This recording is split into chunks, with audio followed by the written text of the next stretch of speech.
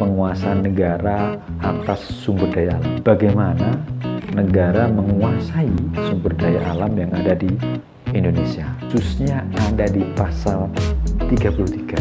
Yang pertama,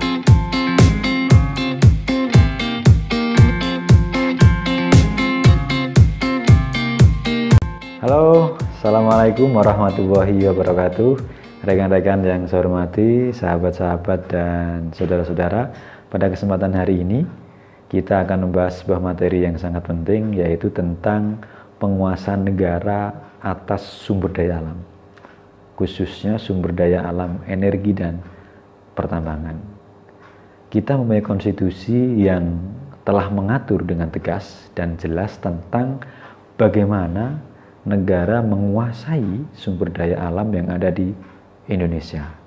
Hal ini telah diatur dengan sangat lengkap di Konstitusi Undang-Undang Dasar Negara Republik Indonesia tahun 1945, khususnya ada di pasal 33. Yang pertama ada di pasal 33 ayat 2 yang berbunyi sebagai berikut: cabang-cabang produksi yang penting bagi negara dan yang menguasai hajat hidup orang banyak dikuasai oleh negara. Ayat ini menegaskan ada dua unsur penting, yaitu yang pertama adalah cabang produksi yang penting bagi negara. Artinya tidak semua cabang produksi itu penting bagi negara. Ini yang penting bagi negara dan yang menguasai hajat hidup orang banyak. Artinya dua unsur penting bagi negara dan menguasai hajat hidup orang banyak ini adalah akumulatif yang harus dipenuhi apabila sebuah cabang produksi itu dikuasai oleh negara. Selanjutnya, dalam ayat 3-nya di pasal 33 tersebut juga ditegaskan bumi dan air dan kekayaan alam yang terkandung di dalamnya dikuasai oleh negara dan dipergunakan sebesar-besarnya untuk kemakmuran rakyat. Inilah rekan-rekan semuanya pasal jantung, pasal inti yang menjadi dasar penguasaan negara menurut konstitusi. Sekarang permasalahannya adalah bagaimana negara menguasai tersebut. Apa sih unsur-unsur penguasaan tersebut? Undang-Undang Dasar 1945 menjadi rujukan utama dalam penguasaan negara. Dan penguasaan negara tersebut telah ditafsirkan oleh Mahkamah Konstitusi, maksud kami, yang beberapa kali disampaikan oleh MK dalam putusannya. Paling tidak terdapat beberapa putusan, tetapi dalam konteks penguasaan negara atas migas yang juga berlaku bagi penguasaan sumber daya alam yang lain, telah diputuskan oleh Mahkamah Konstitusi pada tahun 2012, yaitu penguasaan negara itu berdasarkan putusan Mahkamah Konstitusi paling tidak terdapat 5 unsur. Yang pertama adalah pengelolaan, yang kedua adalah kebijakan, yang ketiga adalah bagaimana negara melakukan pengurusan, yang keempat pengaturan, dan yang kelima adalah pengawasan.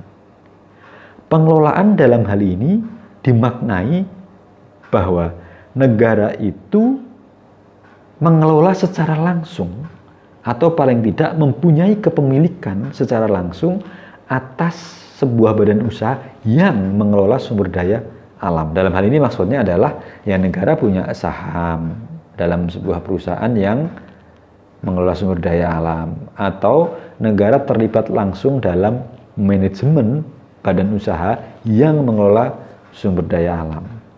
Yang kedua adalah kebijakan. Artinya adalah kebijakan itu adalah kehendak negara untuk atas pengelolaan sumber daya alam. Yang ketiga ada pengurusan. Pengurusan itu adalah kemampuan negara untuk memberikan izin atau tidak memberikan izin atas pengelolaan sumber daya alam.